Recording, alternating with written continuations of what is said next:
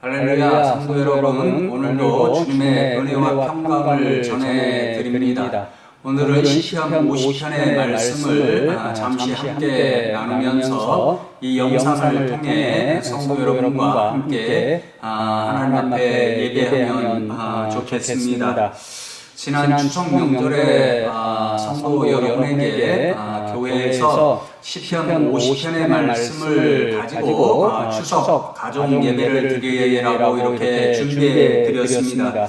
그래서 저도 추석에 잠시 가족들을 보고 예배를 드릴 때에 시편 50편 23절의 말씀을 함께 읽고 말씀을 잠시 나눴는데요.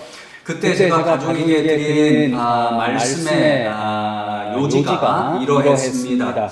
코로나19 시대에 참 어려움이 많아서 우리가 생각하기에 감사할 일이 너무 적은 때다 이렇게 생각을 하는 게 보통 일인데요. 그런데 아이러니하게도 이 코로나19 시대에 우리가 하나님 앞에 더 감사한 생활을 할 수 있다 하는 그런 것들을 깨닫게 됩니다. 왜냐하면 코로나19 이전에는 그저 너무도 자연스럽고 당연하게 일상생활을 하고 또 교회 생활을 했는데 이 코로나19 때문에 일상생활과 또 예배 생활이 참 어려워지게 되니까 그렇게 자연스럽고 당연하게 여기던 모든 일들이 참으로 감사한 일이었음을 깨닫게 되기 때문에 그렇습니다. 참으로 이 코로나19의 상황에서 모든 일상생활과 또 교회 생활이 하나님의 은혜 없이는 될 수 없었다는 일을 깨닫게 되고 그럴수록 하나님 앞에 작은 하나하나에 대하여 더 감사하게 될 수 있으니 참 아이러니한 사실이라는 거죠.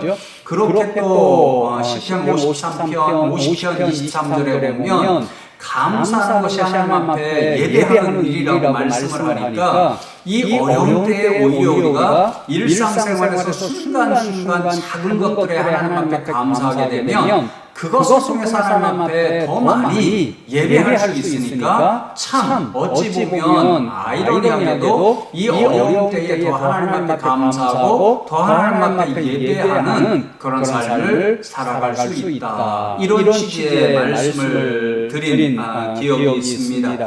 그래서 오늘도 시편 50편의 이 말씀을 묵상하고 여러분에게 전해드리면서 이 시편 50편의 말씀이 이 어려운 때에 저와 여러분이 더 묵상하고 깊이 생각해야 할 그런 말씀이다. 왜냐하면 이 시편 50편의 모든 이 말씀들이 우리가 하나님 앞에 참되게 예배드려야 할 것이 무엇인가를 깨우쳐주는 말씀이기 때문에 그렇습니다. 이 시편 50편의 말씀을 이렇게 자세히 읽어보면 네 단락으로 나누어 볼 수가 있는데 그 단락의 내용들을 여러분에게 먼저 함께 나누면서 이 시편 50편의 교훈들을 다시 한번 깊이 새겨보는 이 시간이 되면 좋겠습니다. 첫 번째 단락은 1절에서 6절까지의 말씀인데요. 이 단락에서 시인은 지금 하나님께서 이 세상 가운데 자신의 모습을 나타내 보여주시고 계신다 하는 사실을 우리들에게 들려줍니다.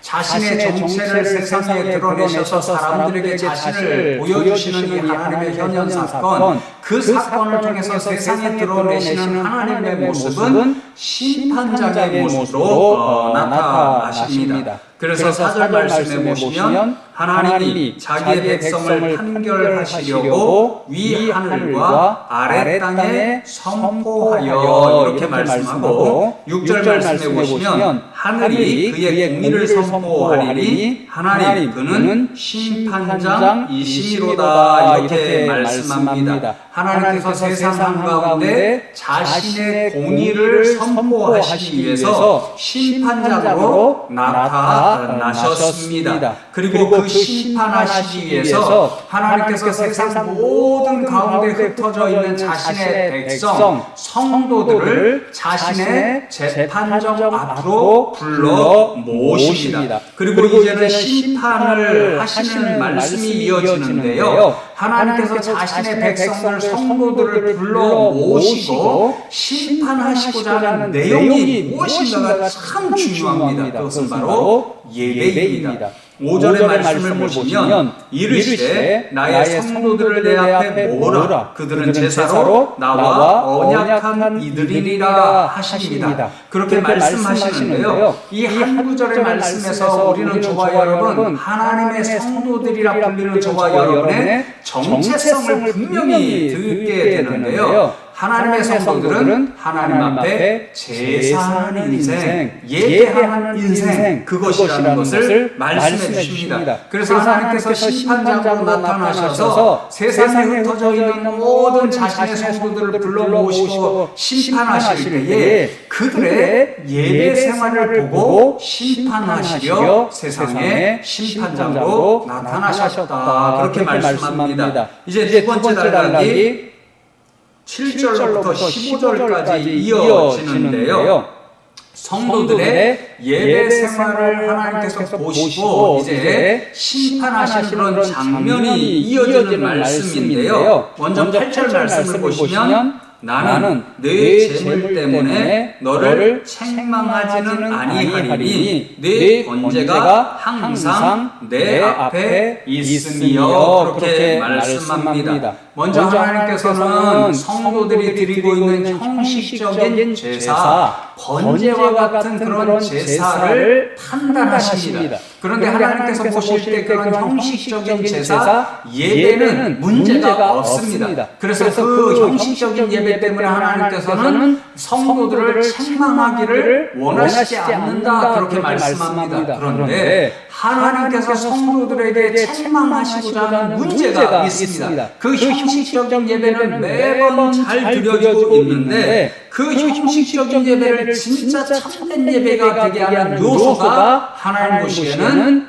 빠져있다. 그렇게 생각하시는 거죠. 그래서 14절과 15절 말씀을 보시면 하나님께서 원하시는 그 형식적인 예배가 참된 예배가 되게 하는 그런 요소들을 우선 말씀하시는데요. 14절과 15절의 말씀에 이렇게 기록하지요. 감사로 하나님께 제사를 드리며 지존하신 이에게 내 소원을 갚으며 환난 날에 나를 부르라. 내가 너를 건지리니 내가 나를 영화롭게 하리로다. 그렇게 말씀합니다. 세 가지를 지금 말씀하시는데 가장 중요한 것이 감사의 일입니다. 하나님 앞에 형식적인 예배를 매일같이 빠짐없이 드립니다. 번제와 같은 예배를 드릴 때에 하나님께서 말씀하신 소나 이런 것을 잡아서 또 제물도 잘 드립니다. 그런데 하나님께서 예배를 통해서 성도들이 하나님 앞에 드리기를 원하는 가장 중요한 요소 감사가 있는데 그 감사가 빠져있다는 것입니다. 감사가 없는 형식적인 예배는 하나님이 기뻐 받으시는 참된 예배가 되지 않는다. 이 사실을 성도들이 기억하기를 원하시는 거죠. 두 번째는 소원하는 것을 갚아야 한다. 그렇게 말씀합니다. 저의 경우를 돌아보게 되었는데요. 제가 아주 어린 시절에 하나님 앞에 목회자가 되겠습니다. 그렇게 서원했습니다. 그런데 커감에 따라 목회자의 삶이 녹록지 않다는 것을 보게 되었고, 그래서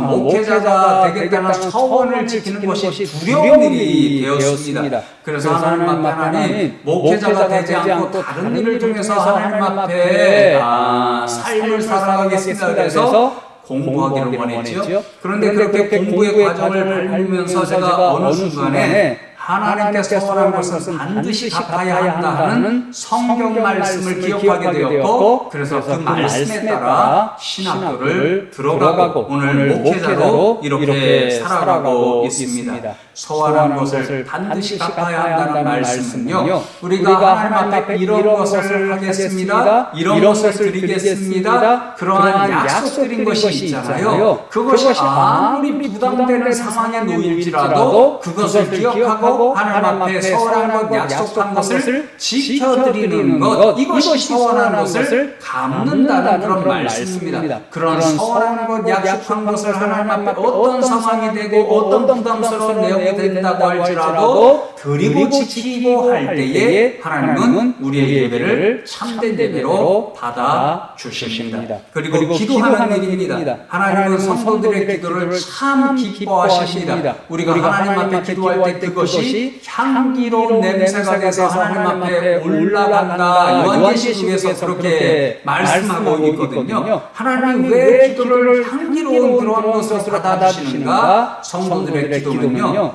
가장 중요한 한 가지 믿음의 표현이기 때문입니다. 하나님, 나는 연약합니다. 그러나 하나님만 의지하겠습니다. 의지한 겸손한 신앙을 표현하는 것이 기도이기 때문에 하나님, 우리가 참으로 연약한 겸손한 믿음으로 기도함으로 나갈 때 그 예배를 기뻐 받아주신다는 것, 이것을 기억하면 좋겠습니다. 세 번째 단락은 16절에서 21절까지의 말씀인데요.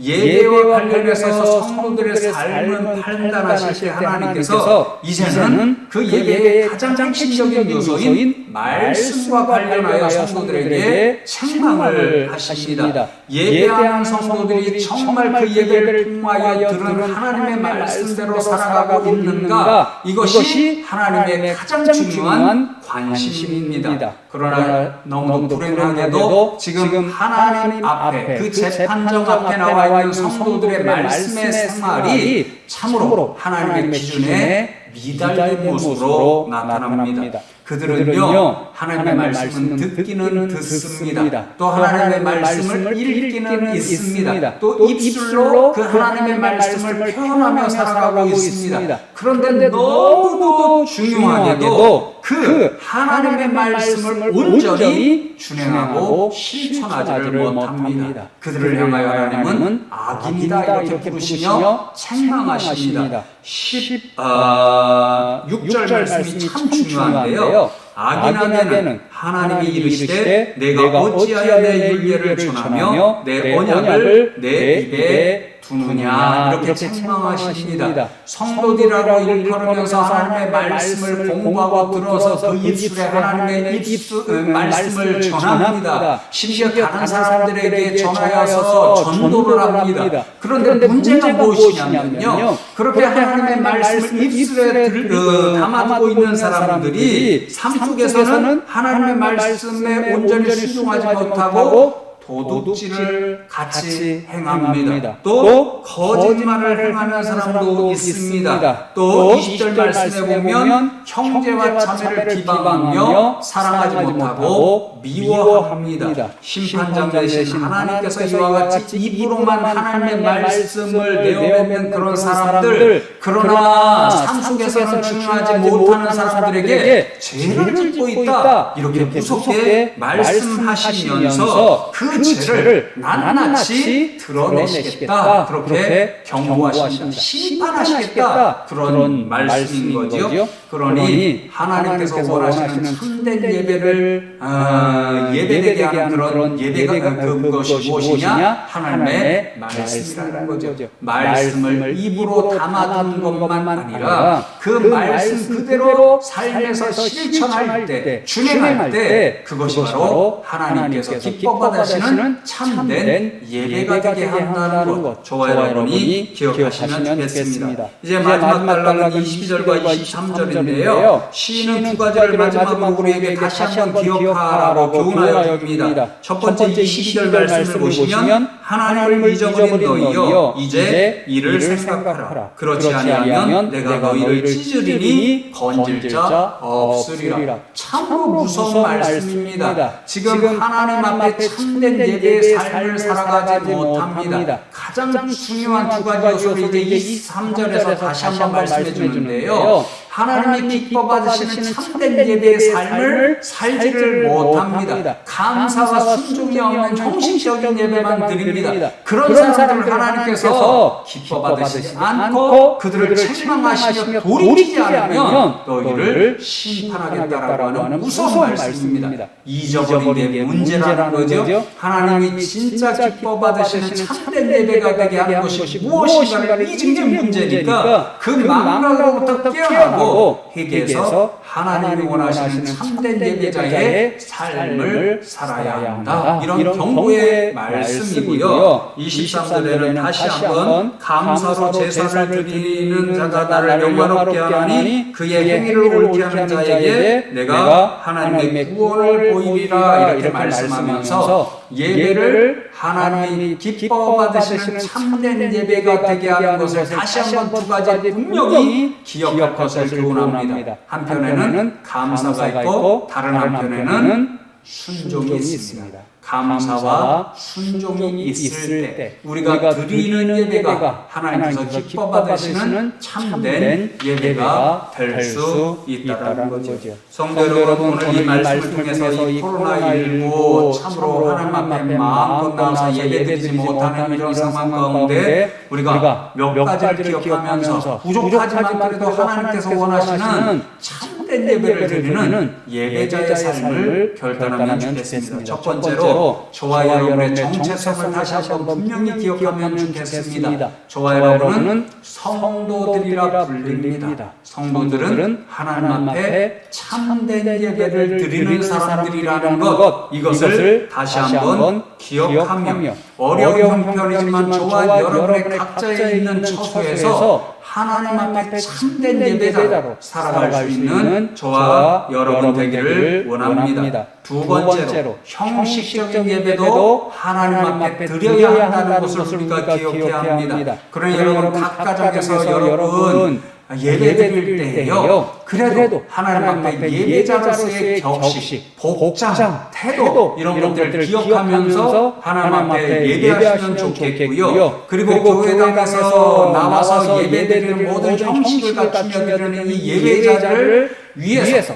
회복을 위해서 기도하시고 이 예배자를 사모하시는 저와 여러분 되면 좋겠습니다. 그리고 세 번째로 더 중요한 것은 형식적인 그 예배를 참으로 참된 예배가 되게 하는 두 가지 요소가 있다는 것을 반드시 기억하시면 좋겠습니다. 감사와 순종입니다. 감사와 순종을 통해서 우리의 삶의 순간순간이 하나님 앞에 온전히 예배로 드려지는 참된 예배가 되면 좋겠습니다. 그리고 마지막 네 번째로 오늘 시인이 경고하는 대로 우리가 두려움으로 한 가지를 기억하면 좋겠습니다. 우리가 예배의 실패자가 되면 하나님의 무서운 심판이 우리를 기다리고 있다는 것 기억하시고 참으로 하나님이 기뻐하시는 그러한 감사와 순종이 있는 예배로 날마다 살아가시는 저와 여러분 다 되시기를 주님의 이름으로 축복합니다.